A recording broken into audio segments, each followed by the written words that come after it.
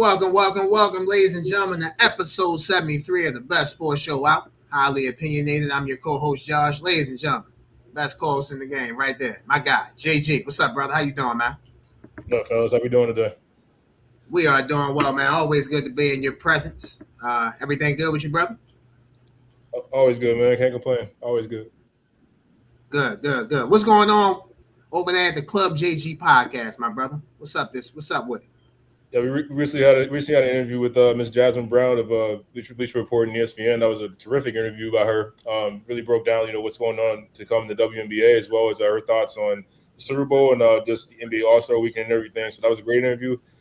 Coming up now, we're going to touch on a couple of teams that the average fan might see it as like a regular a regular season game. We talk about the Lakers and the Cleveland Cavaliers, but I want to talk about why it's more significant than people realize and why it could be a red flag or an alarm for one of those two teams, if not both. I hear that, brother. You're always doing great things over there at the Club JG podcast. I subscribe, I listen, I like every weekend. I'm sure everyone else does. So keep doing the great things that you're doing over there, bro. Can't wait to hear you speak on the Lakers and the Cavaliers. We'll get to some NBA this episode here on Highly Opinionated, so I'm sure we'll touch that as well. Ladies and gentlemen, the most important guy here on the show. His name is Ross. What's up, brother? How you doing, sir? I'm good. How you feeling, Josh? We are blessed, man. Can't complain at all, man. We have a great show in store for everyone for episode 73. Obviously, my man, you the point guard of it, bro. So we blessed to be in your presence as well, bro. I appreciate both of y'all. Absolutely. Ross, before we get started on episode 73, let them know where they can follow us on our social medias. Yes, sir. Y'all can follow us on Instagram at highly opinionated __. Follow us on TikTok at highly opinionated _SS. Follow us on Twitter or X at highly _SS. And of course, y'all already on YouTube, so make sure you like, subscribe, and leave a comment. Absolutely. Ladies and gentlemen, Highly Opinionated is a show for the people, about the people. We want the interactions. We want the comments. We want the likes. We want the positive comments, negative comments. If you love sports and you want to debate sports, this is the place for you. We try to be real, authentic. We try to educate, inform, and make people laugh. That's the part of the show. And again, this is a show for the people, about the people. So we thank you for all your likes, subscribing, subscriptions, comments, etc. You guys make Highly Opinionated what it is. JG, ready to get episode 73 started. All right, let's get to it. Let's get to work, bro. Let's start off with some NFL news. Breaking NFL news. The Atlanta Falcons plan to franchise tag tight end Kyle Pitts. 1 year, $15 million deal. They will try to get a deal done where Kyle Pitts stays in Atlanta for multiple years. JG, what are your thoughts on the Atlanta Falcons franchise? Going to use the franchise tag on Kyle Pitts. Yeah, this was talked about for a few months now that Pitts was going to be a candidate for the franchise tag coming up here. He got to a very slow start in his career. From where he was drafted, I believe he was a top 5 pick coming out of his draft class, and a lot of people talked about him as this next generational talent at the tight end position. He was going to revolutionize the position. Well, he didn't get off to the best start, and now we're seeing he had a really good season. I think, in my opinion, I believe he led the team in receptions and receiving yards on the team as well, playing with both Kirk Cousins and Michael Penix Jr. This is a move that Atlanta needed to make. They would be wise to get a long-term deal done with this guy because he is starting to hit his stride. Like I said, he did not get off to the fastest start at the tight end position. People were starting to get a little worried, but this guy's uber talented. If you just give him the ball, he can do things. Atlanta needs weapons, especially with the quarterback position kind of being up in the air right now with the injury to Michael Penix Jr., the status of Kirk Cousins. We're not sure what happens there at the moment. But this is an important move and needed to be done. I agree. I thought Kyle Pitts was going to make himself some money if Atlanta let him test free agency. There's a couple of teams that could use tight ends. Even if you have one good tight end, can you imagine if San Francisco wanted to pair him with George Kittle? You can imagine if Kansas City wanted to sign him to the Chiefs. Can you imagine? I'm thinking of other teams. Trying to think of another team. Seattle, Super Bowl champs. Philly, Dallas, etc. There are plenty of teams that could use 1 or 2 tight ends. Kyle Pitts is coming off a very good season. His second best season of his career. He had 88 catches, the most in his career. 928 yards, 5 touchdowns, which was the most of his career. So yeah, the most catches and the most touchdowns of his career, 88 and 5. His best season was his rookie season, 68 catches, 1,026 yards. He only had 1 touchdown. So I love the move for the Falcons. I told you last week I am higher on Kevin Stefanski in Atlanta than what the fans are. I get it, Deion Sanders, Shedeur Sanders. I get the Atlanta fans being hesitant about Kevin Stefanski. But for me, I think it's a good head coaching hire, and I think it's a great move for them to franchise Kyle Pitts. One thing about Atlanta, the NFC South, I kind of studied that division with Tampa Bay being in there. They didn't have their full offense. They didn't have their offensive line to start the season. The right tackle, McGarry was out basically start at the beginning of the season. So they weren't even playing at the full, they wasn't even playing with their full deck of cards. So you know how health works in the NFL. You go from 1 year being unhealthy to the next year you'll be healthy. You go from 1 year being healthy to the next year you can't catch a break. You can walk down the street, you're going to twist an ankle. So I love the move for the Falcons. I love the move for Kyle Pitts. Hopefully the Falcons offense, we've seen Kevin Stefanski with David Njoku, with Harold Fanning Jr., the rookie that was in Cleveland this season. We've seen him throw the ball to the tight ends and use the tight ends to his advantage. So I think Kyle Pitts could do wonders in Kevin Stefanski's offense, no matter who the quarterback is. Whether it's Michael Penix, I think they should re-sign back Kirk Cousins. I've been saying that for months. I think they should go in with Kirk Cousins as a starting quarterback, and then whatever happened with Penix, you can adapt and adjust. You can be flexible. So that's a good move for the Falcons. Agreed. Our next NFL topic. What's the show? JG, what's the sports show if you're not talking about the Dallas Cowboys? It's like you have to fit in the Dallas Cowboys, you have to fit in the Los Angeles Lakers, and you got to fit in the New York Knicks. If you don't fit them in, you're not talking about the respective sport that you love. The Dallas Cowboys signed Javonte Williams to a 3-year deal, locking him up to be their running back. They also cut linebacker Logan Wilson, a player who they traded for. They traded a 7th-round pick for this past season from the Cincinnati Bengals. Your thoughts on the Cowboys? We obviously know the Cowboys need defense, so we're not going to, throw a parade because we haven't seen them adjust that side of the ball yet. But your thoughts on the Cowboys' move so far this offseason? Yeah, I mean, this was a step in the right direction. Javonte Williams had a very good season for the Cowboys. A lot of people kind of wrote him off after he left in free agency from Denver, because of the injuries he had. But he had a very good season, and he's been very serviceable at the running back position for the Cowboys. This was a move that solidifies that running back room. Need a veteran guy, especially coming off a great year like that. So good move for the Cowboys. Cutting Logan Wilson, obviously that is they're still working on their defense here. After trading away Michael Parsons, they're getting back Quinnen Williams and Kenny Clark. So this is a work in progress for Dallas. This is the first good step, but we all know what's lingering out there, and we all know how Jerry Jones tends to do business. So although this was a good start to free agency, it doesn't take away from that. They were probably going to gear up for another summer saga where every day we're wondering what the Cowboys are going to do with one George Pickens. When are they going to franchise tag him? Are they going to get a long-term deal done, or is it going to end up being a micro storm like we saw with Michael Parsons, where the center of the universe is once again focused on Jerry World and the Dallas Cowboys? Well, Jerry needs to learn Jerry Jones. Y'all know you're a billionaire. You've owned the NFL team longer than I've been alive. But let me give you some cheap, free advice. You should learn David Mulligala's name.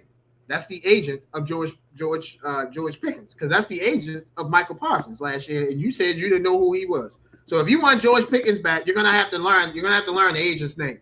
Hey, JG, it's kind of hard to do a show if I don't know your name. I'm supposed to say, hey, tall black guy standing beside me. Hey, you right there, you. Can you do this? No. You have to know people's names, bro. You have to get things done. Come on now, baby, we better than that. Jerry Jones. I know your checkbook can write a lot of checks that your ass don't necessarily has to cash. But bro, in order to do business, you have to do business the right way. In order to do business, you have to do business knowing people's names. So let's just start off with that. Very interesting what happens with George Pickens again with the agent situation. David Mulligala, the agent of Michael Parsons and George Pickens. Very interesting to see how that plays out. As far as the Cowboys, to me, this is a very big season for the Cowboys, big offseason for the Cowboys. The NFC East, I know Philadelphia won it. They're not as the NFC East. The best team can change hands. The Commanders, if they have a good season, They can change. They can win that division. The Cowboys could win that division. I don't think the Giants are going to win the division next year, but I do think the Giants will be better. So the Cowboys, they need to improve that defense. They need to improve that offense. They need to improve that offensive line. They need to keep their. They need to keep George Pickens, which they've done. I like the deal that they signed Javonte Williams for. I've always been a Javonte Williams fan, running back out of North Carolina. 3-year deal, $24 million contract. $16 million guaranteed. So I love that for the Cowboys. Physical, tough runner, going to do all the dirty and grimy work for you. We've seen this Cowboys offense this past season. Tremendous. The one question that we have is the defense. If they can get the defense right, they hired a defensive coach from the Philadelphia Eagles to be their new defensive coordinator. So we got to see the Cowboys, man. We got to see them attack. We got to see them approach this defense with the right people and then attack the defense with the right people on the field. And I think the Cowboys can do that. So hopefully Jerry knows David Mulligather's name. That's the most important. That's the most important thing this offseason, bro. He has to know the agent's name. That's the only way a deal with George Pickens is going to get done. Like you always hear about when people get to a certain age, like they are who they are and they don't really change.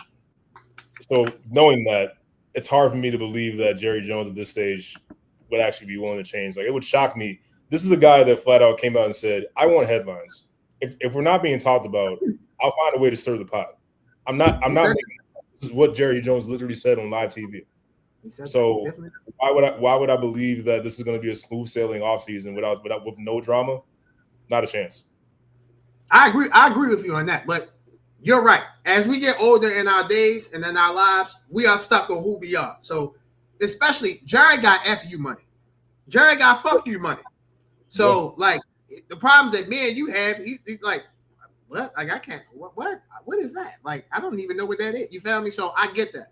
And he definitely can be stuck in his ways. But that NFC East, bro, I'm telling you, I told y'all last year I didn't think the Eagles. I thought the Eagles would win the division, but I didn't think they would be super as they were 2 years ago. This NFC East, man, it's definitely up for grabs.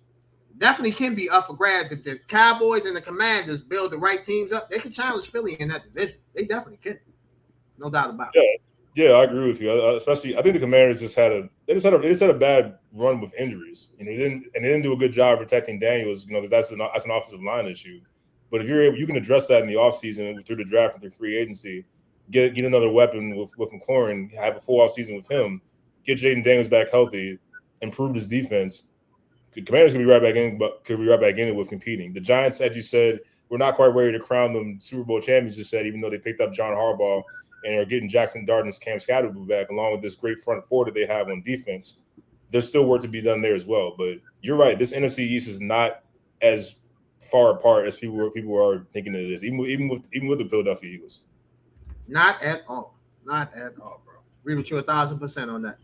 Our next NFL topic, the Cleveland Browns. The Cleveland Browns, their whole starting offensive line is set to be free agents. Last week we had right guard Wyatt Teller.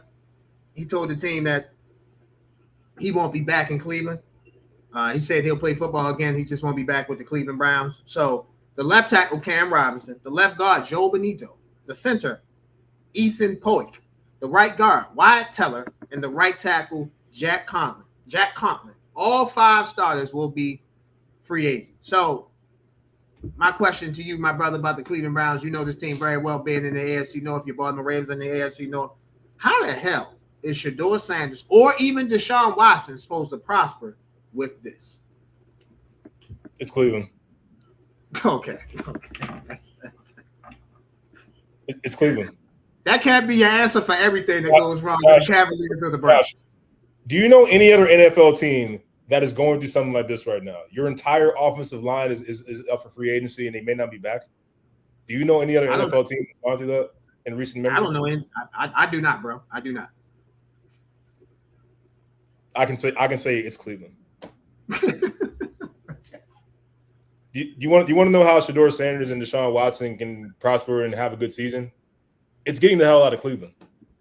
It's begging to be traded out of Cleveland. Go somewhere else. I don't care who you are. You're telling me my entire starting offensive line is going to be gone next year, and you're expecting me to play quarterback with a bunch of people I have no idea. I have no idea who's going to be protecting me. Hey, shout out Cleveland. you somehow managed to surprise us again. That's all I got for you. Cleveland, I love you guys. You guys have been living in mediocrity with the Cleveland Browns. Mediocrity would be nice with the Cleveland Browns. You guys have been living in hell with the Cleveland Browns since they came back to Cleveland in 1999. As much as I give you a hard time, you're 100% right. There is no way in hell you could be a functional NFL organization. You got your whole offensive line set to be NFL free agents. That makes no sense. No sense. And then us, when I mean us, I'm not talking about us fools. I'm talking about the other fools on network television, other shows like this. Man, Shedeur Sanders can't play. Deshaun Watson ain't this. And that could be true. Shedeur can play and Deshaun might be past his prime. But how the hell are you going to know if you don't have 5 starting good quality offensive line? All 5 guys are free agents. You trying to tell me none of these 5 guys from Robinson, Benito, Poet, Teller, or Conklin, you want it back? It's always to be the face of the foundation for the offensive line. Like, come on, bro. Like, you have you have a young quarterback, you have an OG quarterback who's coming back. Protection doesn't matter. Like, I tell my son this all the time. My son is of that age. He's interested in girls. He's of that age. Bro, you have to protect yourself. Like, I can tell you everything. If you don't protect yourself, bro, you're gonna come home with a kid. And you're a kid. That's a kid raising a kid. That makes no sense. Bro. NFL teams, you have to protect the investment. You have to protect the money. The money is the quarterback. Regardless if it's Deshaun Watson, Justin Fields, or Shedeur Sanders, whoever it is, like, you have to protect the money. All 5 starters on your offensive line is going to be a free agent. Shit, the Cleveland Browns, they better off signing Daniel Falele from the Baltimore Ravens, number 77. Yeah, they can have him, by the way. But I would say it's just we have these conversations about these quarterbacks, about how good they are, how not good they are, that we don't seem to look at the entire picture. You know, we talk about certain guys, and I'll say it: Lamar, Jalen Hurts, Shedeur Sanders, certain quarterbacks that we just don't seem to, you don't look at the whole picture when it comes to that. It's like, oh, he's just bad. You'll never win with that guy. Then you get other quarterbacks out there. It's like, oh, this guy's a problem. This guy's a problem. This guy can't catch. We need more. We need more. Well, you got to look at the entire team. If your offensive line is no good, it doesn't matter how good of a quarterback you are. You will not be good. We just saw it in the Super Bowl. Drake May had no time to throw the football. His offensive line got absolutely demolished. If your O-line ain't right, your quarterback ain't gonna be right. Your quarterback ain't right, your team ain't gonna be right. It's up front is important. We see it every year in the Super Bowl. Whoever controls the line of scrimmage wins the game. Philadelphia Eagles dismantled the Chiefs' offensive line, and the best player in the game, still in my opinion, Patrick Mahomes, could do nothing because his O-line was compromised against Tampa Bay in the Super Bowl back in 2021 against Tom Brady. The offensive line had no chance against Tampa Bay's defensive line, so Patrick Mahomes was running for his life every single play. You're not going to be a good quarterback unless your protection's not there. So how do you expect a young Shedeur Sanders competing for the starting job with an older Deshaun Watson who clearly has had a catastrophic injury history? What do you expect him to be when you have a situation like this? In all seriousness, I laugh and joke about Cleveland all the time, but when have we seen a team in situations like these? You're telling me that your entire starting offensive line, who has been together, now you're telling me that there's a possibility that none of them will be back? That can't happen. To me, I've never been a football GM in my life. I'm not going to sit here and say I know everything there is about the ins and outs of being a GM for football. But one thing I do understand about football is that if you can't protect your quarterback, you will not win football games. I know that much. Truer words have never ever been said. You're 100% right. At the end of the day, organizational malpractice. That's just simply what it is. Like that's all you can call it. Like you're not putting your organization in the best chance of being successful. So tough situation for the Cleveland Browns. Hopefully they can get at least one, or hopefully they can get all 5 guys back. But if not, definitely get 2 or 3 guys back to have some camaraderie, to have some cohesion on the offensive line. But as much as I give you gotta have some continuity. You gotta have some continuity. You gotta have some familiarity with the quarterback alone. The center and quarterback position relationship is vital, and then you gotta have some guys that know each other. You can't, having a brand new offensive line, all 5 across the board. That's a disaster waiting to happen. I'm sorry. Absolutely. No, you're 100% right. Got to have that cohesion. That it was a couple of teams. The Detroit Lions. They lost that. They lost Frank Ragnar. Whole offensive line wasn't the same as it was 2 years ago. This past season wasn't as it was last season. So that offensive line play matters, and you need all your guys to be. I look at offensive linemen like how I look at offensive linemen. I know they're 5 individuals, but you want them to be one. You want them to be all in one, all in unison. You feel me? So, and if you got 5 different guys coming in that not knowing each other, they're not going to be on the same page. So, ladies and gentlemen, we have some sad news to share here on Highly Opinionated. Rondale Moore, wide receiver from the Minnesota Vikings. He died at the age of 25. He died this past weekend from a self-inflicted gunshot wound. The autopsy, an autopsy was scheduled for Rondale Moore's body this past weekend, so still waiting to get the results of that. But tough situation for Rondale Moore. Big fan of his. I remember him on a Saturday night against Ohio State when he was at Purdue, and Purdue had shocked Ohio State. They beat Ohio State. Rondale Moore was very quick, electric, fast player in college and in the NFL. Tough situation. Self-inflicted gun wounds. The reports are that he was upset about his injury situation, so he was trying to do everything he could to get back to the football field, and things just for whatever reason didn't work out. But tragic situation for Rondale Moore and his family, and I send my best wishes and prayers to Rondale Moore, and I send my best wishes to the Moore family. I mean, I get tired of not tired, but just like it's sad that we have to keep having these type of conversations. Kyron Lacy, Marshawn Nealon, now Rondale Moore. Kyron Lacy and Marshawn Nealon were both 24 years old. Rondale Moore was 25. This is an extremely alarming thing that has gone on within the past calendar year with football. This all happened within the past calendar year. Mental health is a real thing. We talk about, reaching out to your loved ones, reaching out to all the strong friends out there, checking on them, but how many of us really do it? How many of us have built that kind of trust with that person where we don't even have to say anything, they know to come to us? Because it's one thing to say it, it's another where you have to build that trust in that circle where it's like, it's not even a question for them. When I'm not right, I got to go to my boy here. We got to talk. The guys in the locker room. I heard a former NFL player talk about how sacred the locker room is, and it is. I'm a guy that's been in a lot of locker rooms. That's a sacred place. That's where we talk about everything. Stuff that we don't want to talk about outside of it. We share it with our teammates. We share just the teammates, not the coaches. That's your domain. That's where you share everything. That's where you build that camaraderie. That's where you build the brotherhood. And one thing that this guy has said that stuck out to me the most is like, hey man, look, we're not better off without you. Like, some of the stuff that creeps into your head to bring you to that decision is like, well, maybe they're better off without me dragging them down, without me burdening them, without me doing this, whatever. No, man. Like, we want you here. Like, we need you here. This is another young talent that is just gone way too soon, and you find yourself sitting back just saying, why? What happened? Like, what drove him to that? What brought us here? And you just don't know what people deal with on a day-to-day basis. Life is hard, man. Life is it brings you to the present moments. It brings you to like the times where you feel like you've had enough. You feel defeated.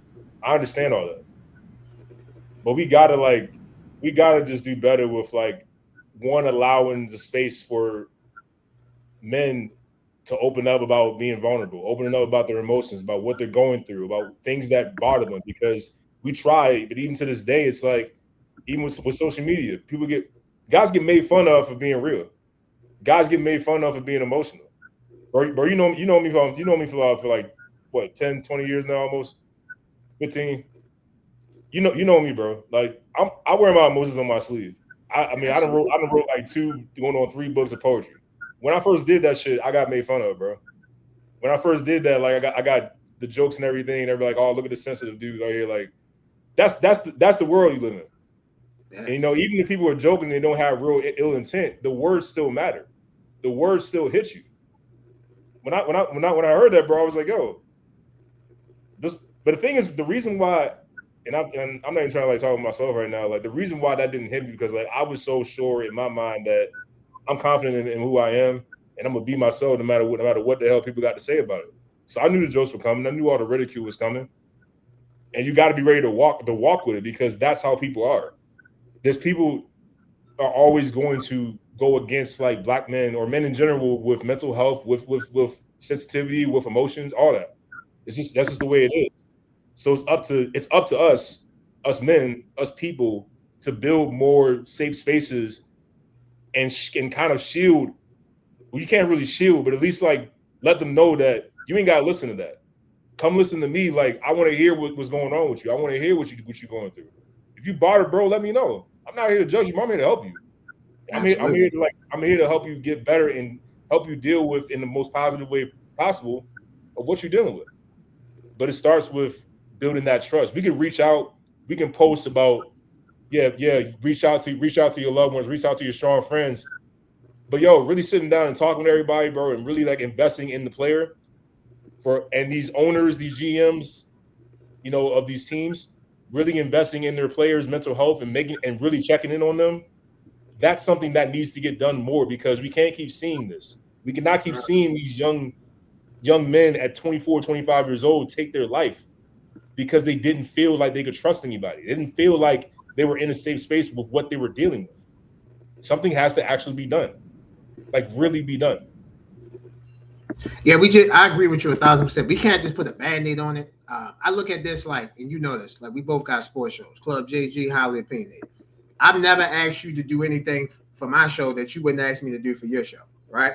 So my point is that, and like being your brother and knowing you and knowing other people like John, you know this. I tell you I love you. Like, bro, I love you, yo. Keep doing it. Keep doing your thing. You feel me? Like some people might take that as weakness. I do that with not just you. I do that with Ted, Kev, Chris. I do that with Tim. Like, bro, I love you. Keep winning, bro. Like, I'm always gonna give positivity. Positivity rules the day. And you're 1,000% right. Like these NFL owners, they use these players for labor. And then no sooner as Rondale Moore wasn't good for the Cardinals. You know what they did? They got rid of him.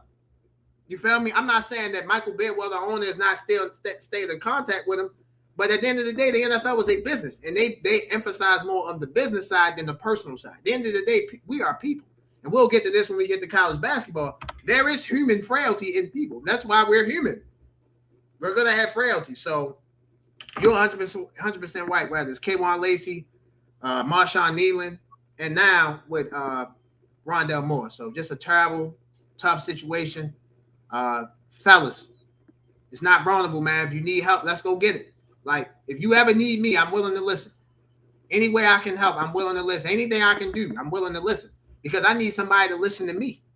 When I go through my moments, bro, I call you, hey, Jake, John, a clear schedule. Hey, Josh, right now, I can't be on the phone 5 hours, bro. I got 3.5 for you. What you need? You feel me? Like, bro, we need that. So, rest in peace to Rondale Moore, 25 years old.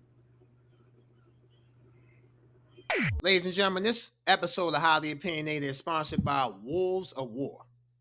In some of the episodes, you can see my co-host and Ross wearing a brand called Wolves of War. Wolves of War is our first sponsor, ladies and gentlemen, and we are so thankful to have those guys sponsoring Highly Opinionated. Thank you very much. The actual meaning of Wolves of War is that it represents having a strong path behind you through the battles of life. With the right people behind you, you can get through anything. You guys see the link for Wolves of War? Make sure you guys click on the link, shop, great apparels, t-shirts, sweatsuits, whatever you want, they have. Once again, Wolves of War. Make sure you guys go shop. Welcome back, ladies and gentlemen. As you see, we got a special guest today. Somebody I recently met, cool guy, man. Mr. Kamari Williams, man. One of my NIL athletes, man. Happy to bring him a part of the team and just appreciate everything he got going on with us.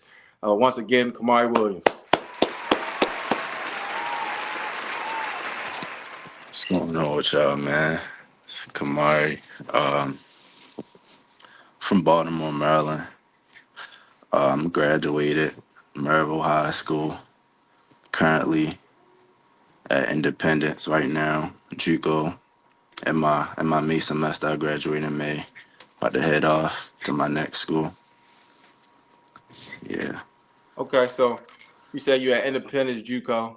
For those who don't know, that's the JUCO Coach Brown on Last Chance U was at. So they Yeah. got a lot of popular notoriety from that. How did you like it down in Independence, Kansas?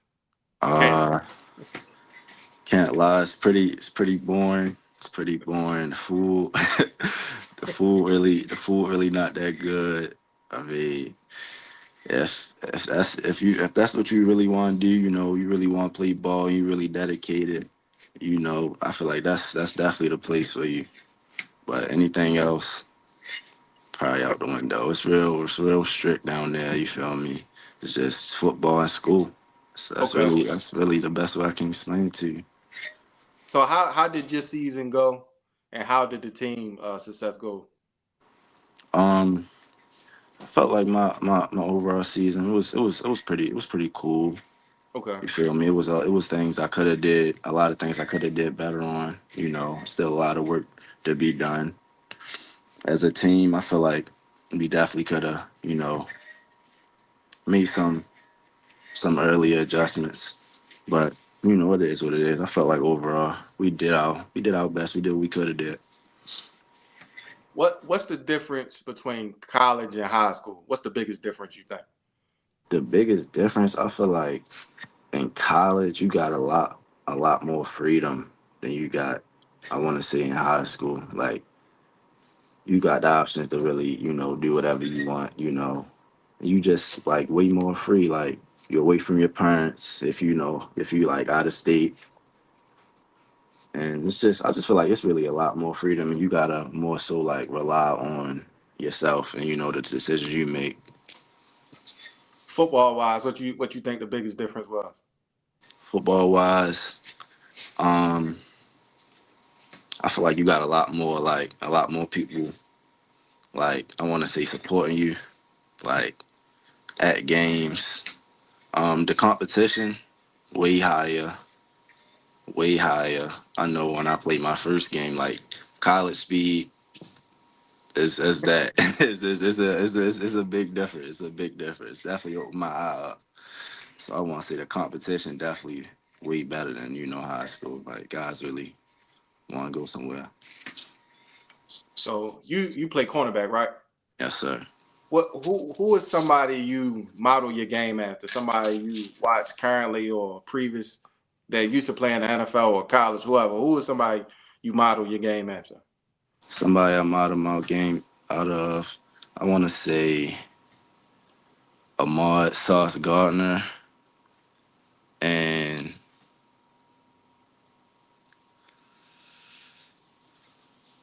that corner that played for the Panthers. I forgot his name. He weighed number Oh, 8. JC Horn. JC Horn, yeah. JC Okay. Horn. Yeah, that's definitely two young ones to follow. Yeah, them some real good guys that's in the NFL right now. I be watching a lot of film of them. Okay, And how so they play their game. what's your favorite coverage? You a press man corner, a zone corner? I'm What you like? I like to press a lot. I like to get a little aggressive, on the line of scrimmage. Okay. I also do like a little off man, Okay. a little cover 3, but I would prefer, pressing a guy. I feel more comfortable pressing. Okay. What you think your best skill as a DB is? Best skill as a DB, I want to say Okay. my IQ and my coverage skills. Okay. My IQ and my coverage skills. I can't cover. Okay. Do you know? Do you already know what school you plan on attending next year, or still up in the air? Yeah, I'm still looking at it. I'm still Yeah. giving it some Okay. time. Okay. Still giving it some time. Okay. But it's definitely gonna be out of Kansas. Definitely gonna be out of Kansas for For sure. sure. So on the show, I don't know if you watched the show like that. Did y'all have a lot of D1 transfers, like bounce backs that was there while you was there? Um, yeah, We had a few. We had a You had a few. few. Yeah, What did my fault? Go ahead.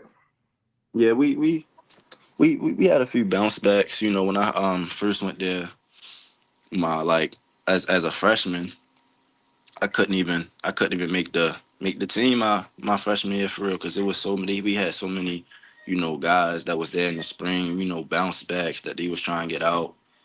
So yeah, it was tough my first year.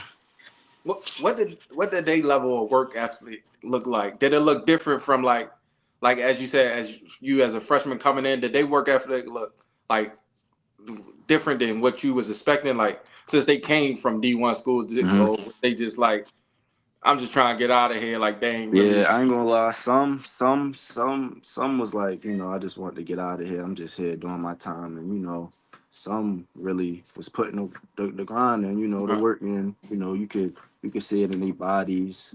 You could see it on the field by how they look, and yeah, Okay, got you, got you, you, you, got you could definitely see the difference in certain guys. you. Okay, okay.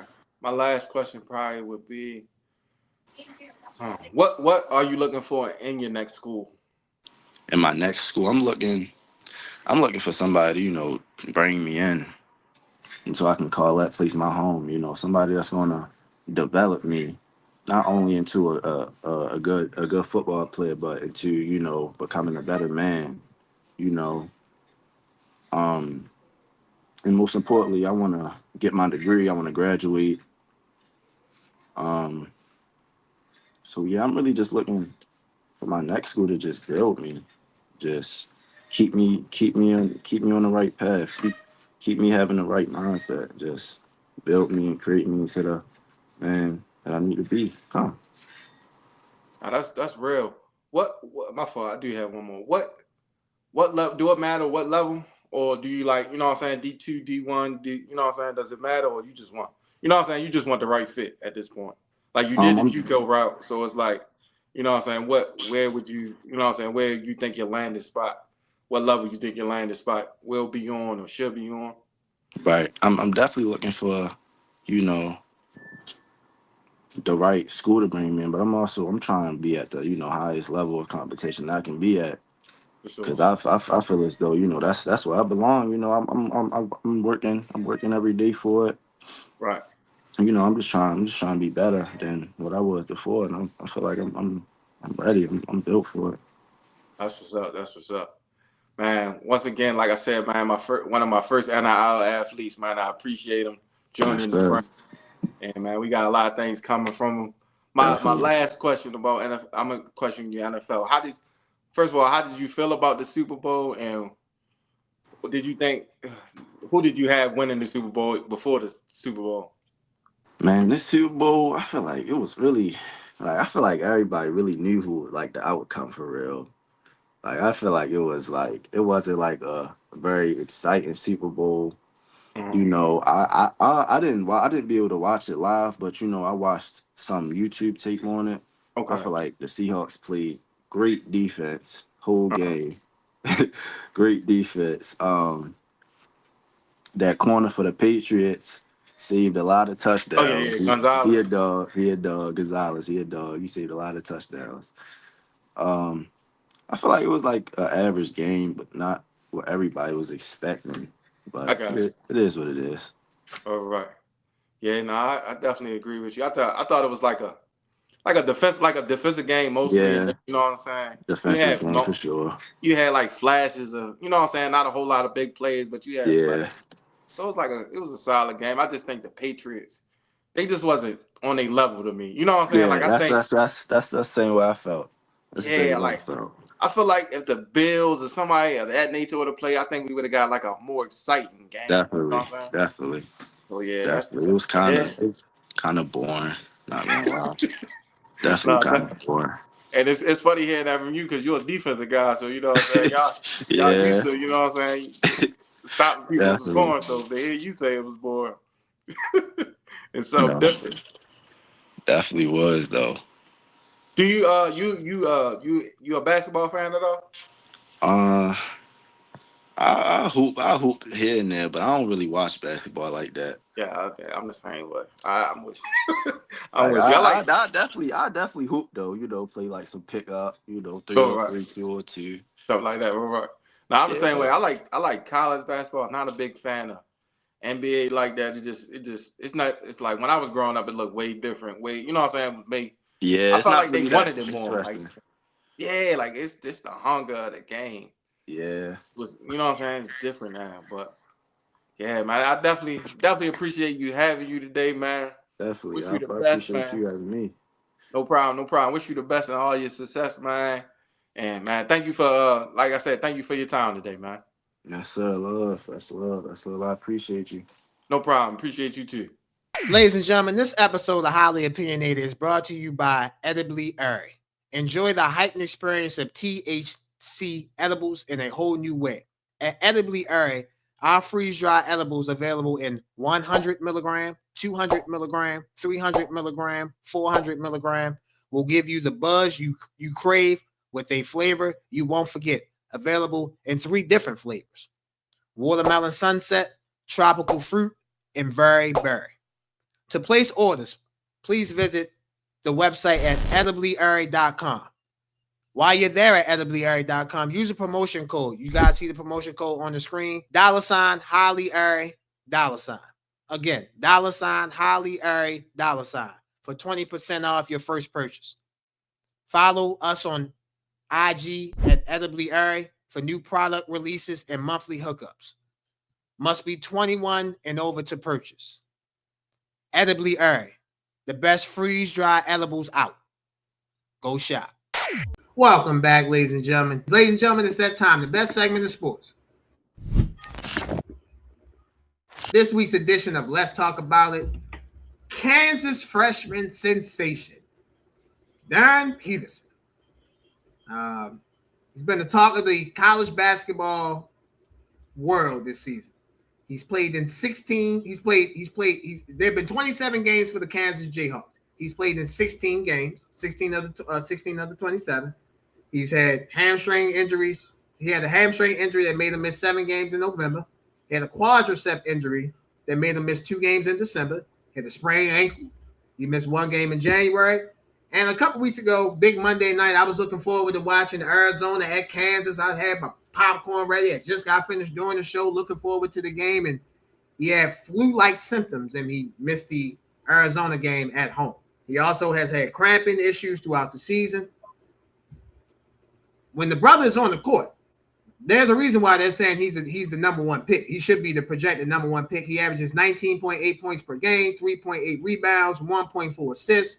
He's shooting 48% from the field, 41.3% from the three-point line, and he is a 79% free throw shooter. So, JG, I'll let you take this Darryn Peterson topic wherever you want to take it. But do you think the criticism that he's been receiving so far is right or wrong? Some of it is over the top. I want to start with this. Darryn Peterson cannot play another game the rest of the season, and he will be drafted minimum top 3.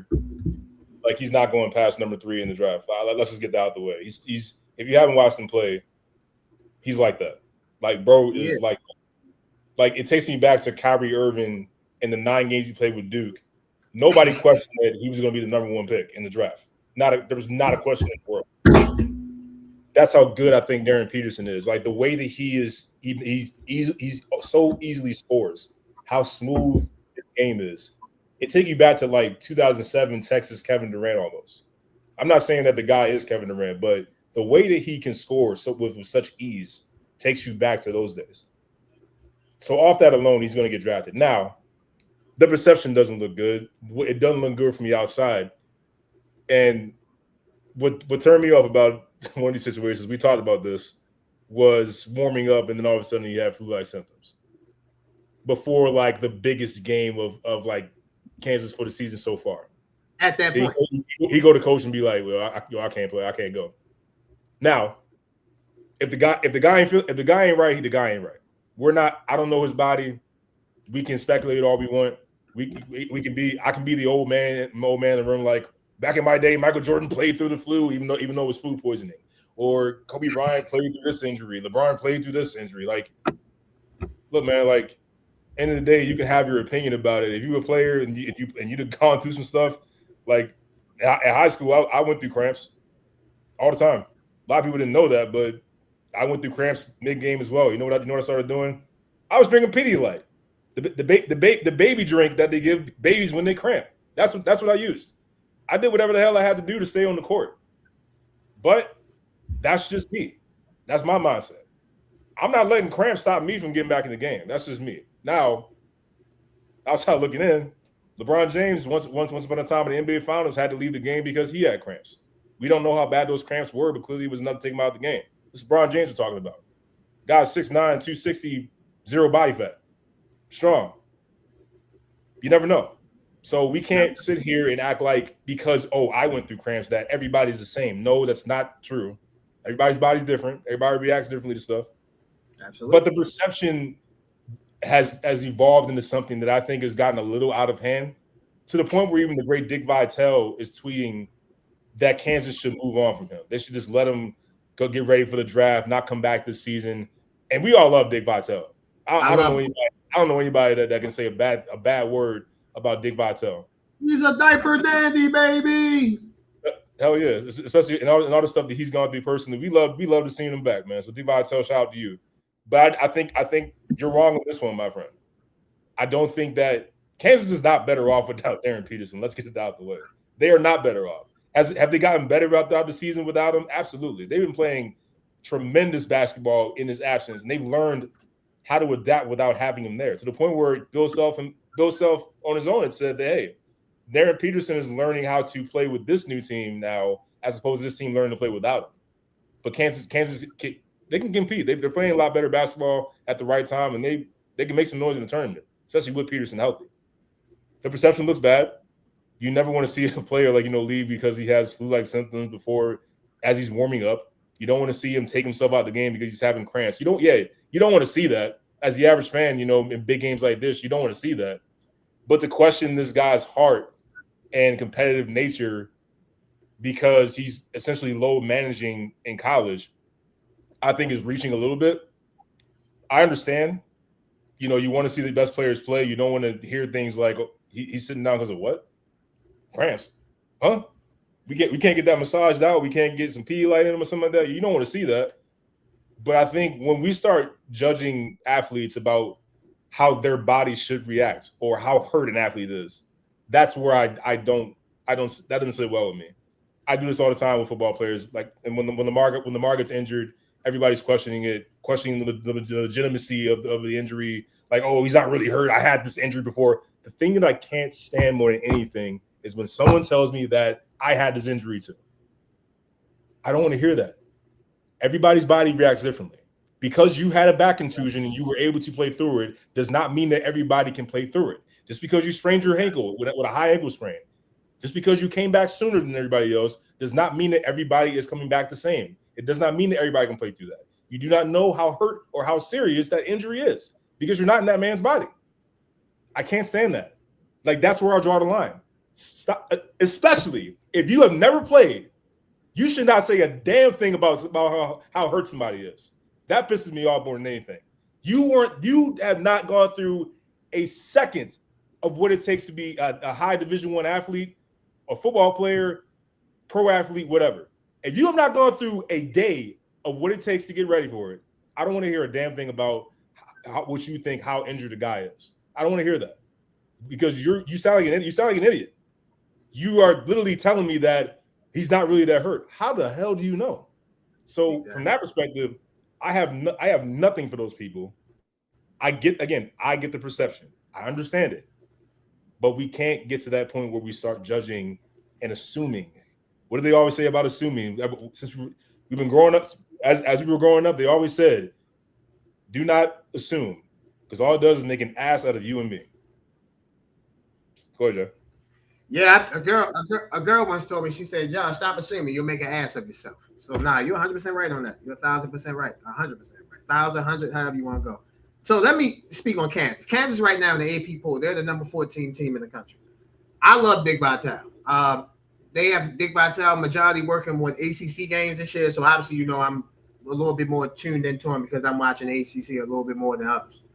I love Dick Vitale. He's 1,000% wrong. Kansas is the 14th in the 14th. They're 14th in the AP poll. The chance that Kansas has of winning the national championship, it involves Darryn Peterson. It does not involve they win the national championship without him. So to tell him to go sit down and just get ready for the draft, I feel like that's disingenuous. The reason why I think that's disingenuous is very simply this: he could have set out the whole season. Now, let me say this: I'm not saying that everything he's done is right, because it hasn't been. His PR team, bro, that what he did against Arizona at home, that was unforgivable. If you sick, don't show up to work. Like, don't come to work. Stay home. Like, it's no reason to come to work. You're not, bro. No disrespect. You basically saying fuck us, because you don't care about your health. You don't care about our health, because we're not trying to get sick. So, bro, stay home. So that one I agree with you on. That was unforgivable. But to sit here and say the man doesn't want to play, he's played in 16 out of 27 games. Yes, he's missed 11, but again, he missed 7 games in November. He's missed 4 games since November. And you know this in college basketball because you play college basketball at 2 very high-level D1 schools, Penn State and Maryland. The college basketball season really, listen, it starts in November, but it really don't start until late December, early January when you really get into conference play. Because a lot of these games that Kansas was playing, yeah, they played Duke, but they played North Carolina, but they also played Panera Bread. They also played McDonald's. They also played Burger King. So, bro, you don't need Darryn Peterson. You don't need Darryn Peterson to beat them. You know this, bro. Come on now. You know this. Look, I'm not trying to. Burger King, McDonald's. I'm sorry. My bad. I don't want to say, bro. They play Lenore. You know, they play. I mean, like, what's like? I'm not trying to be disrespectful to them schools. They're great schools, but compared to Kansas, they gonna get their ass whipped. They play compared to Duke, they gonna get their ass. Compared to your school, Maryland. Maryland played Mount St. Mary's earlier this year. Like, bro, they're gonna beat them. Like, they're better than them. That's what's gonna happen. So to sit here and say the young man doesn't want to play is crazy. I'm 1,000% agreeing with you. Let me say this. If you foolish to let this kid drop because you want to question his mentality, that's fine. Don't let this brother get to the wrong team. Don't let him get to the Thunder. Don't let him get to the Spurs, because, bro, guess what? He gonna start playing basketball there, because he could. At that point, you just need a hoop. You can just come in and beat. I want to say, because I think he can be better than just a guy. Let me tell you who he reminds me of. He has a little bit of his shot selection and shot making reminds me of Tracy McGrady and Kobe Bryant. Like, he shoots NBA type of shots. Like, his shots, I always said this about Steph Curry. Steph Curry's shots, when he shoot them, they got a sound to them. They like he's saying something to you with the shot. Like, sometimes he'll cross you up, win you over there, and shoot the ball in your face. You feel me? Like, his shots are talking to you. So that's what Darryn Peterson reminds me of. But again, maybe he's just maybe in this particular situation, he's just an injured player. Again, missed 7 games with a hamstring injury, had a quad injury, missed 2 games. Had a sprained ankle. He's been cramping all season. So maybe, I'm not saying he doesn't have things he needs to work on. Because it does seem like from the outside in, he went to Kansas because he had to go to Kansas, not because he wanted to go to Kansas. Cameron Boozer went to Duke because he wanted to go to Duke. You get what I'm saying? Like, it's a fact. Maybe that's not the right example because that's a family lineage. But my point is that, like, you can tell Boozer wanted to go. AJ DeBosa, perfect example. You can tell he wants to be at BYU. He wants to keep getting better and better and better. You can see that. I will give Peterson this. Like, it does just seem like, bro, you just went to college. You want to get the bag. You got the bag. All right, now you ready to go out. So it does seem that from the outside looking in. But me watching them, bro, you don't play 16 games if you're not trying to hoop. Look at Kyrie. Kyrie played, 6, 7, 8 games at Duke? Man, I wish Kyrie could have played the whole season. We probably would have won the national championship if he played the whole season. You feel me? But he only played not 6 to 9 games. He was injury prone. I see this in the NBA. One of my favorite player in the NBA, well, second favorite player now, because I think y'all know who my number 1 is. Shout out to that guy in San Antonio, number 1 of your programs, number 1 in your heart. My guy Wemby. But my second favorite player is Kawhi Leonard. Kawhi Leonard is the most him and Embiid, the most injured NBA players ever. Their bodies can't hold up playing basketball. That doesn't diminish them as a basketball player. You just don't have the right bodies. Bro, you 6'9". I'll be happy if I'm 5'9". Bro, like, our bodies don't mesh up. You see what I'm saying? Like your body is different than mine. My body is different than yours. So I love Dick Vitale. Danny Canal put a picture out of my man sitting and standing in the middle of the floor trying to make it seem like he was away from his teammate. No, that's not that right. That wasn't the right picture. He was coming into the game. So, bro, like you said, and like we were texting each other, Darryn Peterson catching a lot of flack, and it's easy flack because once the media is out for you and you give them a reason to be out for you, they're gonna be out for you. And young man has definitely given them reasons to be on his back. But also he's a college kid. You feel me? So I take that into consideration as well. And in this era, you have to go to college in order to play in the NBA or the NFL. So for me, yeah, y'all can be foolish if y'all want to. Yeah, I'm gonna take Darryn Peterson on my team, and I'll take him with the number one. Sacramento, they need a guard. They need somebody like him. The Wizards, they couldn't use him. The Indiana Pacers, they can't use Peterson. Hell yeah, they could use him. They just traded Ben was it Mathurin? He went to the Clippers, right? Yep. So, yeah, man, listen. Darryn Peterson hasn't handled this right. He hasn't handled the situation fully right. But the media, man, like, goddamn, they swimming on my man like vultures. Like, bro, he's a college kid. We can't say he doesn't want to play when he's played in 16 or 27 games. That's crazy to me. I'm sorry. Go ahead, bro. We're talking about an 18, 19-year-old not handling something like this perfectly. How many situations have me and you handled at 18 and 19 perfectly? I tell you this all the time. The way I acted at 18, 19, bro, you know this. I should be dead. Seriously. Like, I should be somewhere. I shouldn't be. So, bro, like, no one at that age is going to handle everything well. I have a son. He's 14. You think he handles stuff well? Hell no. He's still in the mindset, man, this shit ain't go my way. I'm at, you feel me? Like, that's how people think. So, for me, man, like, you again, they're going to sit here and say, the man don't want to play. He played in 59% of their games. 59% of their games, but he don't want to play. Come on, man, that's crazy. Like, he easily could have said, Peterson easily could have said, hey, man, I'm not playing this season. I'm sitting it out for the draft. I'll see y'all in June. It would still be a top 3, top 5 pick. Yeah. So, no, we are in agreement of that. Now, speaking of Peterson, while I have you, we'll get to the rest of college basketball in a second. But since we're speaking on Kansas, they are the number 14 team in the country. What are your thoughts if they have Darryn Peterson for the rest of the season? How far do you think this Kansas Jayhawks team can go? So I like what I've been seeing from Bryson Tiller. I like what I've been seeing from their guard play outside of Peterson. It's just the inconsistency defensively is what kind of like has me a little hesitant on Kansas. I can see them making it to the Sweet 16, but I can also see them losing it within the first weekend. For me, it's going to depend on how healthy is Darryn Peterson, how whole is this Kansas team when they get seeded, and who's the matchup. Like, that's where I am with Kansas right now. This Kansas team is talented enough to go to in my estimation, the Elite Eight at best, but they can also lose in the first weekend. So for me, I got to see like how they get seeded and how healthy they are come tournament time. So I agree with you. Seed matters, matchup. Let me put it like this: matchup matters, seed matters. That's to me because college basketball, you know, it's better than anybody. It's all about matchups and it's about seed. You mentioned Tiller on that team. I'm looking at Budega. He averages 15 points a game. He basically averages a double. Well, he averages 14.6, so that's 15. He averages 9.3 rebounds a game.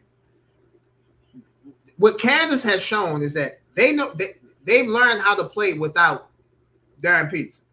So now the question is when he's there, because remember over the weekend we saw them lose to a bad Oklahoma State team at home. The reason why I think they lost that game was because Peterson was back, so all the hype was back. So now we're gonna sit and watch him. They can't play like that. They gotta play like they have to imagine. They have to think. I know this sounds crazy.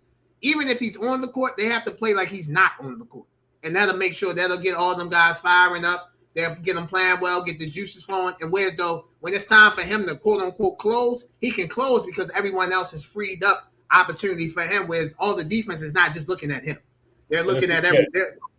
They're looking at everyone. Yeah, and it's the defense again. You know, like they just lost Cincinnati at home by 16. I said Cincinnati. I said Oklahoma State. I'm sorry, Cincinnati. Thank you very much, bro.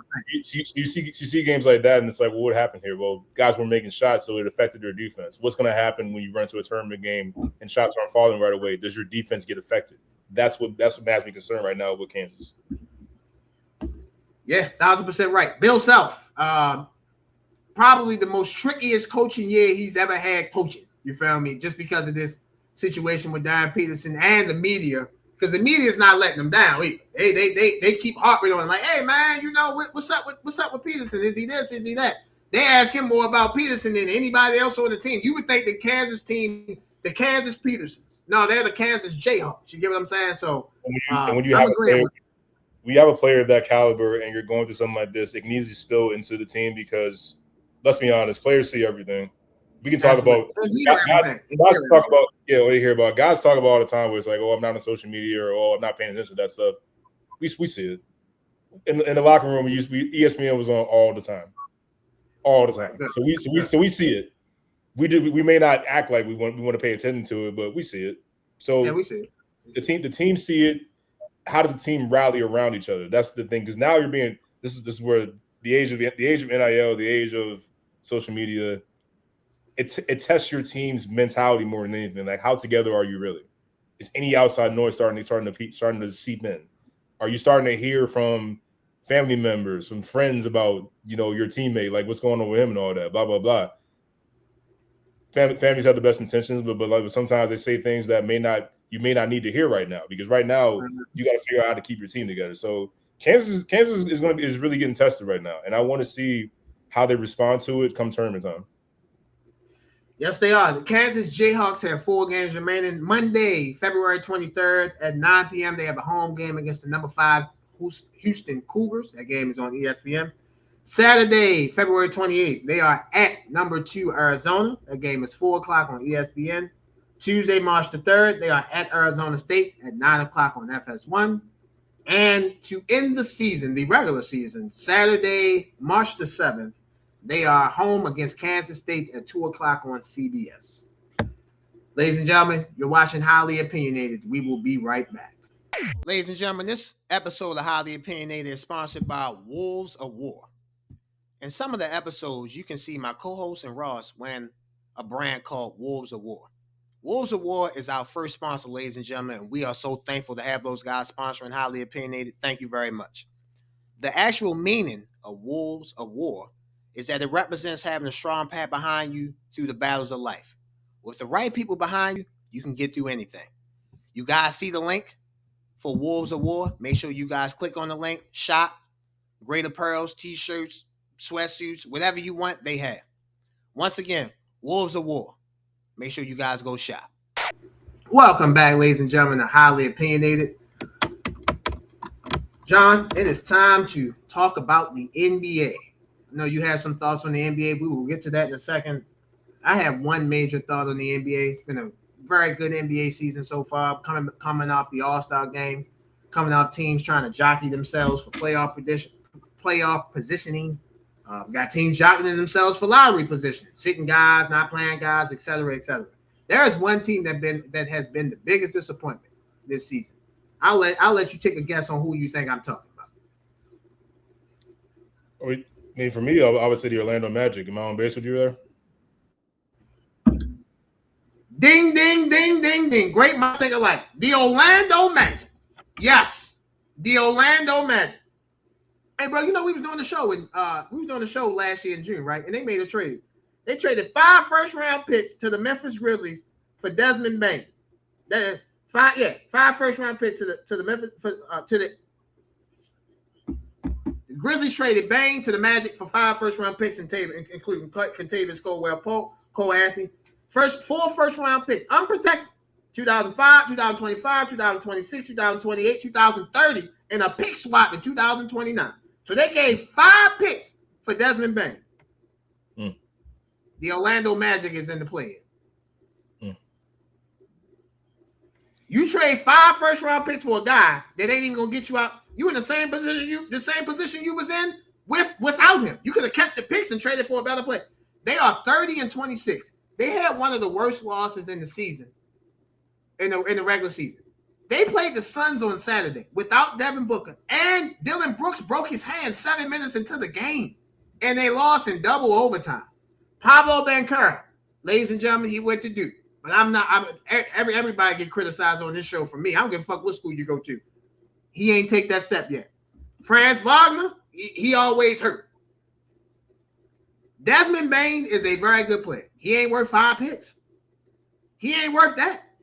Not worth that at all. I seen Trae Young get traded for nothing compared to Desmond Bain got traded for 5 picks, including a pick swap. The Orlando Magic, if they don't, it ain't even about talking about getting that situation right. They're gonna get their head coach fired. Mosley gonna get fired messing with them boys, man, because they're gonna have to blame somebody. They're gonna have to blame somebody. They can't blame them. You know how this works, bro. You can't blame the players. So the GM not gonna take blame. So it's gotta be the coach. Jamal Mosley, bro, you need to count your days, bro. You need to start counting your days in Orlando because you will not be the coach there. They're gonna blame somebody. They're not gonna get rid of Pablo. They're not gonna get rid of Wagner. They're not gonna get rid of Bain. They're gonna get rid of your ass. The Orlando Magic has been very, very disappointing. They behind Philadelphia. And Philadelphia ain't had Paul George, Embiid, or Maxey the whole year. I mean, they played, but you know what I'm saying? They haven't played consistently the whole year. They behind them. Orlando Magic, utterly the most disappointing team in the NBA, and they ain't even close. I'm 100% with you. I expected the Orlando Magic to take steps forward in the right direction after what we saw last year in the playoffs. They took the Cavaliers 7 games. It was the same team: Franz Wagner, Paolo Banchero. But then you think getting a guy like Desmond Bain, although I'm with you, 5 first-round picks. No, that was 2 years ago. That was 2 years ago. They lost to the Celtics last year in the first round of 5. I apologize, yeah. But yeah, that was a team that I thought was on the come up there. Like, okay, you gave the Celtics you went against the Celtics, all right, great team, you were overmatched. I get it. Young team. But before that, you took the Cavs 7 games. Now we're expecting you to take that next step because I think Paolo Banchero is that good. I think Franz Wagner is a very good player. But then you trade for a guy in Desmond Bain who gives them shooting, which is something that they were missing. Now, 5 first-round picks, I'm not doing that for Desmond Bain. We talk about that all the time with Mikal Bridges with the New York Knicks. You know how many first-round picks they gave up for him. So if I'm giving up that much, could have had Giannis now. The Knicks could have had Giannis now. They didn't trade all that for Bridges. Yeah, you look back and it's like, okay, was that the right decision? Even to this day. Now the Knicks are in it, but was that really the right decision? You know, I guess we'll find out in the coming months. But Bain was supposed to be the next piece for them to take that next step. Like, we're not expecting Orlando to be in the play-in right now. We're expecting them to be in the top 5 or top 6. That hasn't been the case. And with the talent that they have, who's the first person that normally gets blamed? It's coach. Yeah. So the coach is probably going to get fired. And then he'll be the scapegoat for the situation going on here. And then everyone's going to start raising their eyebrow and having questions. Well, what is Orlando missing? It does literally always fall on the coach, but it's no question they're the most disappointing team. I'm not sure what's happened here. I'm not sure what's been missing with Orlando, but it's truly been like just you expected so much more. I know I did anyway. I did too. But bro, we were on here live and I'm looking at you like, bro, they gave up 5 picks for Bain. I'm like, bro, they better be at least at bare minimum in the top 6. You in the play-in. Bro, I'll put it to you like this. They the number 7 seed. I think the number 10 seed better than the 7 seed. If Charlotte played Orlando in the series, I think Charlotte would beat them. I'm with you. Obviously, if they're fully healthy. Obviously, can't talk about Charlotte if they don't got Diabate, don't got Bridges, guys like that. But if they have their full team, the Hornets have their full team, and I'm a guy that was critical of LaMelo. I put them in that Trae Young, that John Morant category. Like, bro, these guys, you got to get rid of them. You got to go somewhere else. Let's start over. Let's do something different. Charlotte could beat Charlotte. Anybody could beat anybody. I think Charlotte, if they played Orlando in a 7-game series, Charlotte would beat them. What is Charlotte season in the play-in matchup? Would you take Charlotte over Orlando in that one game to get to the playoffs? Would you take Charlotte or Orlando? Right now, I would take Charlotte over Orlando. Yeah, right now. They're not going to play because seven play 8 and 7 play 8 and 9 play 10. But if they play each other, I would take Charlotte. Yeah, but let's say Orlando loses and Charlotte wins, then Charlotte would have to play Orlando for a chance to get that 8. Oh yeah, I would take Charlotte. I just think they're more consistent than Orlando has been throughout the season. I know Orlando has a better record, but I think what we've seen Charlotte these past 10 to 15 games, because they started off slow, fine, young team, YNs, all right, cool. Once they realize, okay, we got some OGs here, the Grant, the Brad Williams, you feel me? They're a young team, bro. You know that. They got that youngness side up. Now they got some OGs on the team, you feel me? They all listening to each other. You know this better than anything. Being a part of a team, you have to like the people that you're working with. If you don't like the people that you're working with, playing basketball is a job. You're going to hate going to work. Whether you playing college basketball or pro, bro, me and you play pickup ball. We like, no homo, we like each other. So it works. Like, that's my bro. I'm like, all right, fine, we can make that work. I play ball with some other friends of mine. All right, we going to make that work. It's playing, bro, I play ball with you. I missed the defensive assignment. Josh, come on, bro, step up. What you doing, bro? Come on. Like, you can talk to your boys like that. You can't do that with somebody you don't like. Because those soon as y'all come up to me, I don't like, hey, bro, what you say? All right, bro, yo, shut up, yo. I don't care about none of this, bro. We about to square up. Like, what you doing here? You feel me? So you got to like the people that you work with. And I think Charlotte, you can just tell them boys, and you can tell the Hornets, they like each other. They young. You can tell they growing. You feel me? I'm going to openly say I was wrong going to Charlotte because you can tell that they're growing. You can tell, like, all right, okay, like, you know, they want to be around each other. I don't know about Orlando. Yeah, they might like each other, but they don't play like they like each other. And that matters, yo. You know that. No, it's a huge deal. I'm a guy that's been on plenty of teams growing up with guys that I flat out would hate to play with. And it's hard to talk to them when they screw up. It's like, then the first thing you want to do is get defensive and be like, what you coming at me for, bro? I'm like, bro, you screwed up. Yeah, exactly. That's and next thing you know, we're fighting with each other. And that always makes a great basketball team when guys are fighting with one another. Oh. Look out! Shout out to the Washington Wizards, Javaz Crittenton and Gilbert Arenas. You gotta love Pete when you feel me. Yeah, you gotta love it. You feel me? You gotta love the situation. No, for real. Like, that's why they didn't win. The Wizards weren't talented. Of course, we get that. They had some OG. They had guys on the back line, but you're fighting in the locker room. You're not going to win. You feel me? Jay-Z, famous song from 444. When the family feud, we don't win. Family feud, bro. We're a family. Bro, I might be the distant cousin that you don't like, bro. We still family. We still gotta make this thing work. So you're 100% right, bro. I'm disappointed in the Orlando Magic. Your thoughts on the NBA, bro, as you see it right now? This is the part of the season where we find out who are the real contenders and who are the pretenders. And this is when you start seeing teams start to round the form or fall apart. I'm seeing a lot from – I'm really impressed with what I've seen from the Charlotte Hornets. I think they're making vast improvements. It wouldn't shock me at all if they were able to sneak their way into a playoff series. They've been playing tremendous basketball. I also said this on last show. I don't think that the Oklahoma City Thunder are going to go back to the finals. I think somebody's going to knock them off. It'll be San Antonio, it'll be Houston, or it'll be Denver. I think that what I've been seeing from the injuries with OKC, I think it'll eventually catch up to them. It's not that OKC can't find themselves back in the Western Conference Finals. I'm not saying that at all. They're a very good team, well coached. They have one of the best players in the game last season, MVP, and Shai Gilgeous-Alexander. They've got guys. But what I've seen from San Antonio, what I've seen lately from Denver and Houston, I know Denver lost to Golden State the other night without Curry, without Draymond. But Nikola Jokic is still Nikola Jokic. He's still the best player in the game. And casually, not being talked about enough, he's averaging a triple-double right now as a center. He's averaging a triple-double right now. A lot of people don't know that, aren't really being talked about enough. He's averaging a triple-double. Tell me the last center that's done that.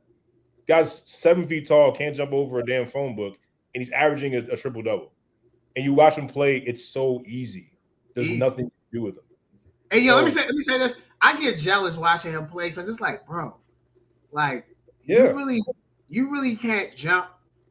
Like, I'm not gonna say he can't move because he can move, but you really can't jump. You're really not athletic, but bro, you really play the game with your mind and your IQ. Like, bro, I ain't gonna lie. Wemby is my favorite player to watch, but the person who I get the most enjoyment from watching is Nikola Jokic because he really beats you with his mind. And that's, you know me, bro. I'm a mind type of guy. Like, I don't want to use the word mind games. I don't want to start that up. But yeah, I played mind games with people before. And like, my thing is that, like, here you go. My thing is that when you to be that smart and to be that intelligent and fool people, bro, that's a trait. Like, I'm sorry, bro, that's a trait that you gotta have. And I love Nikola Jokic, bro. He's my favorite player to watch, like, by far. Wemby is Wemby. Like, he that dog. He changed the franchise. Got that. But Nikola Jokic is strictly watching. bro. It's a privilege and an honor to watch him play, man. I hope he don't retire early because he's, with him being non-American, he's non-American, bro. They come in, they do what they gotta do, and they gonna slide out. No, for sure. And just appreciate the greatness while we have it. Don't take it for granted. And then my last point, I'll say it again. The Boston Celtics can win the Eastern Conference without Jason Tatum. I said this before. I'll say it now. If you watch that game against the Lakers, that tell you all you need to know. Yes, it does. In my opinion. Peyton Pritchard. We give. You said this. Jaylen Brown. This is what we do. Next week we'll do our top 5 MVP where we have him at right now. Jaylen Brown should be in the conversation. I have him. He's right there with one. He's up there with Cade Cunningham. Him and Cade Cunningham are my 2 favorites to win the MVP. I hate to say it's about Nikola Jokic, but what's going to hurt him is that we've seen him do this before. We've seen him do this before. So we like at the end of the day, that gets taken for granted. I feel like it got taken for granted with Kobe. It got taken for granted with Durant, LeBron, Curry, other greats. Where though, like, bro, we seen you average 30 before. Like, bro, okay, like what's different? Like we seen this before. But to me, the 2 best leading MVP candidates, the Detroit Pistons, Cade Cunningham, and what Jaylen Brown has done for the Boston Celtics. Bro, I owe you. You are 100% right. I owe you this. I want to make sure everyone knows this. The trade deadline day when Vucevic got traded from Chicago to Boston, you text me and say, yo, watch out, yo. This move could put the Celtics in the finals. I'm like, bro, do you know Jason Tatum not? I kept saying, I'm like, yo, Jason Tatum not coming back. He's not coming back. What I saw over the weekend, John, don't kill me. I picked the Cavaliers to go to the NBA Finals before the season started. So this was before they got James Harden. I picked them to go to the NBA Finals. After what I saw over the weekend, yeah, bro, I'm not ready to jump off that yet, but I'm getting there. Yo, you can't start a game off against a team that don't have their 2 best players and have 10 turnovers in the first quarter. You're not trying to win. You're not going to win. So I will say this: I'm not buying the Knicks. You know that I ain't never buying the Knicks. I don't give a fuck how much they try to sell it to me for. They can sell it to me for $3.99. I still don't want that bullshit. I ain't gonna lie, the Celtics, man, they just might because we keep giving Jaylen Brown his love, and he deserves all the love and credit he deserves, bro. Shout out to Joe Mazzulla. Everybody thought this was gonna be a down year. He's coaching his ass off. I think JB Bickerstaff should win Coach of the Year. Mazzulla should be right there. Should be right there with him in them votes. I want to show some love to my former Spur, Derek White. Derek White has embraced being the second, third best player on the team, so he had to step his game up. Another player who had to step his game up, the great Peyton, not great, shouldn't call him great, but the very good and talented Peyton Pritchard out of the University of Oregon. We've seen him put up 60 and 70-point games in the summertime, so we know he can hoop. Now he had to elevate his game from the 4th, 5th best player to the third, to the 3rd best player. Man, the Celtics again, man, they 34-19, bro. 37-19. Second seed in the East, a game lead on the New York Knicks and the Cleveland Cavaliers. So 2-game lead on the Cavaliers. So well, you might be right, man. You're right about your Celtics. I shouldn't say your Celtics. You like the Lakers. So I was going to say, whoa, not my God. I got a Laker flag right here, man. I mean, yeah, I'm sorry. I didn't see that. I apologize, bro. I'm sorry. I want to upset the Lakers. There we go. The Lakers fan. There we go. So I don't want to upset the Lakers fans, you feel me? But Celtics, man, they definitely where they need to be. Ladies and gentlemen, we're going to end the show like we always do with college basketball. Before we get to this week in college basketball, let's get to last week in college basketball. On Saturday on CBS, the college basketball March Madness put out their top 16 teams, so you'll see the top 4 teams in each region. Ross, you put that graphic up. Obviously, there will be some changes to this. The number 1 overall seed at that time was the Michigan Wolverines. They will be in the Midwest region. The number 1 overall seed in the East region, the Duke Blue Devils. The number 1 overall seed in the West region, the Arizona Wildcats. The number 1 overall seed in the South region, the Iowa State Cyclones. What will happen after Duke defeated Michigan on Saturday? Duke will become the number 1 overall seed. Michigan will probably drop down to the 2nd or 3rd number 1 overall seed. So that game in DC over the weekend, that really to me was for the number 1 seed in the NCAA tournament. If Duke can win out, which I think that they will play North Carolina without Caleb Wilson.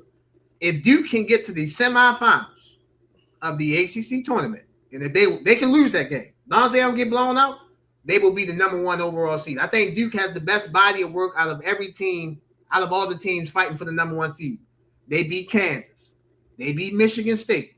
They beat Michigan. They beat Louisville. They beat Arkansas. So they beat some good teams. The only team they haven't beat that they get to play again is North Carolina. We'll see how they. I mean, y'all already know how that's going to go the second time.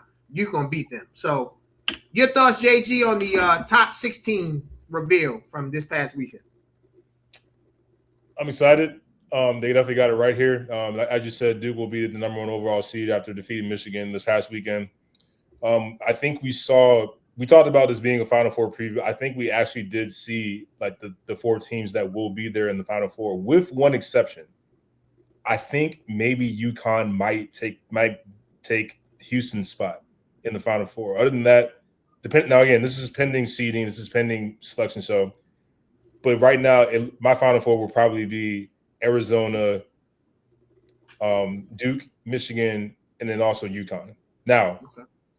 I'm not putting a ton of stock into the Arizona and Houston game because I don't think Kingston Flemings is going to play that bad as he did. I thought it was a product of Arizona's like great defense, and they really controlled the game with defending and rebounding, and just took Kingston Flemings out of his game. You don't see that too often. I think he's too talented to have a game like that again. So he could prove me wrong. But I think by and large, we definitely got a preview of the teams that I think will be in the Final Four, and we saw them over the weekend. I agree. I thought that this past Saturday in college basketball, it was amazing. You had Arizona and Houston at 2, and then you had you had 3 good games: Arizona and Houston. Then you had Duke, Michigan, and then most people slept on Iowa State and BYU. You got to watch presumably the top 3 pick and AJ DeBasa play, and a good Iowa State team play as well. So it was a great week of college basketball. I'm not ready to say what teams I think can go to the Final Four. The reason why is this: I'm gonna go through the top 25 teams for you. You got of the AP poll. You got Duke at number 1, Arizona at 2, Michigan at 3, Iowa State at 4, Houston at 5, UConn at 6, Florida at 7, Purdue at 8, Gonzaga at 9, Illinois at 10, Virginia at 11, Nebraska at 12, Michigan State at 13, Kansas 14, St. John's 15, Texas Tech 16, Alabama 17, North Carolina 18, BYU 19, Arkansas 20, Miami of Ohio 21, Tennessee 22, St. Louis 23, Louisville 24, and Vanderbilt 25. John, let me say this. The game of the week last week, Saturday, was Michigan and Duke. The game of the season so far that I've seen was Alabama and Arkansas the last week. It was on Tuesday or Wednesday. It was a crazy game. Both teams scored over 100. I think it was a double overtime game. Me watching that game, we saw this last year. Bro, you talked about the Final Four. This is the reason why I can't say I'm ready to say it. I think the number 20 team in the country can get to the Final Four. If Arkansas had things go their way, they could easily get to the Final Four. We've seen it almost happen last year. And they got the best point guard in the country, in my opinion. So I can't say it's definitively going to be this. Now, some teams like Nebraska, they're the number 12 team. They probably win a game or 2 in the tournament. That'd probably be it. I'll give you another team I'm not sleeping on, St. John's. St. John's couldn't make a shot last year. They got some shot creators now. And we know they're going to play that heavy style defense with Rick Pitino. I'm trying to Gonzaga. Gonzaga's the number 9 team in the country. They don't get no love because they play in the West Coast Conference. St. Mary's is nice. San Francisco, they're good teams in the WCC. So Illinois, another team that people sleeping on in the Big Ten. I think if they had the right matchup, they could get to the national championship. I know. You're a Big Ten guy, but I'm just saying most people they know of the Big Ten. They looking at Purdue. They looking at Michigan State. They're not looking at Illinois. You feel me? So that'd be a mistake. Me, that's cool. Big mistake. They got that story out. They got Paige Stoyanovich son. He can hoop. Nice. So You feel me? Like it's a lot of up and down going on to say this team can make it. I get your point though.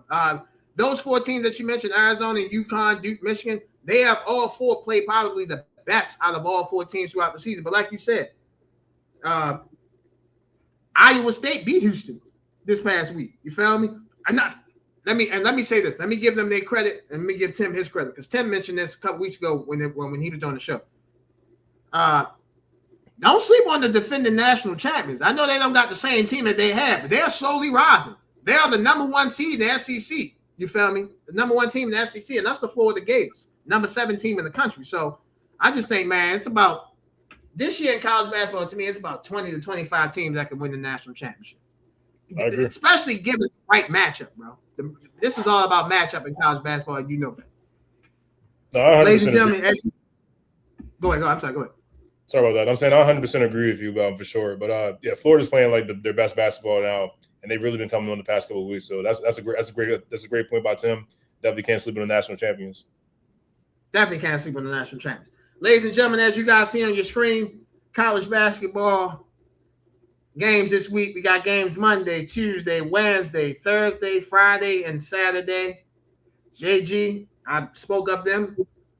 I'm looking to see how Michigan recovers from that big quasi-national championship type atmosphere game in D.C. We should have went to that. Next time there's I know you wouldn't have went because it was a Duke game, but next time there's a big game in the D.C. DMV area, bro, we got to make sure we get in there, go watch that live, see what it's like.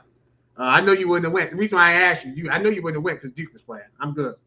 So, but I want to see how Michigan recovers against Duke. They play at Illinois Friday night on primetime hoops on college basketball primetime hoops, Friday night hoops on Fox. So I'm looking forward to that. JG, what game catches your attention this week in college basketball? You read my mind. I was looking right at that Friday night game. Michigan on the road back in the Big Ten against one of the better teams in the country, not just the conference, but the country in Illinois. Let's see how they respond. The best teams know how to respond after a tough loss. And it's one of those games where, like, is Michigan really who we thought they were? Was this just a bad game or was it a bad sign? This is one of those moments where we find out about Michigan. Absolutely. Since we both picked that game, I'm going to choose another game. I'm going to choose Saturday night. Prime time, 10:30. Most people will probably be lounging around, going to the club, coming in the club, whatever you want to do. Whatever people do on a Saturday night. Number 9, Gonzaga at St. Mary's. This is for the number one. This is for the top record in the WCC. The WCC, I think, will get 3 teams in. So Gonzaga and St. Mary's will be 2 of the 3 teams. So I think that's a big game Saturday night. We'll get to find out who's going to win the WCC, who'll be the number 1 seed going into the tournament. And again, like I said, bro, it's 3 good teams in that conference. I hear you. How about Wednesday night? We got St. John's at UConn on Wednesday night. That's another great one right there to keep an eye on this week as well. Another great one. So we are littered with college basketball throughout this week. Hopefully you guys take some time to watch some of these marquee games as the season is on the tail end of it. The regular season is on the tail end, and we're getting closer to conference tournament time and the best time of them all for a college basketball fan, March Madness. Ladies and gentlemen, I want to thank you guys for watching episode 73 of the Best Sports Show Out. For the best co-hosts in the game, my brother, JG. Make sure you follow, like, and subscribe to Club JG Podcast. Again, my brother's doing great work over there. Keep up the great work. You inspire you inspire a lot of people, bro. I just wanted to say this. You inspire me, bro, to keep getting better and better in this game, bro. So I appreciate you all. Love. Keep winning, bro. Ladies and gentlemen, for the best editor, the best producer in the game, Ross, I am merely Josh. We will see you guys next week for episode 74. We are out.